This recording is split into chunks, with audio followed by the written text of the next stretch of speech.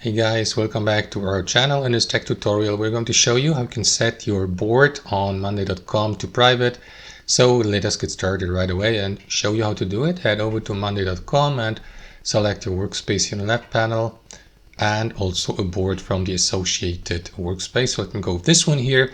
So guys, basically what you need to do to change the visibility or accessibility status of your board is click on these three dots here, head over to change type here.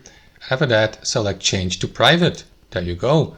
Confirm by clicking on change board to private here. Read through these notifications here as well. As you can see, for example, private boards are visible only to subscribers, as you can see. So that's what will happen once you have changed the given board's status.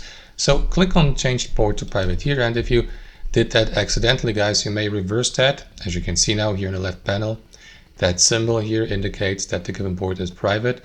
So if you'd like to reverse that decision because you accidentally made it private, click on these three dots here again, hover your mouse over change type and select change to main. Confirm by clicking on change board to main.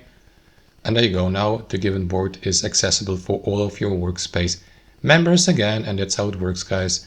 Thanks for watching. Hope you enjoyed this video, got some value from it, and we'll catch you later.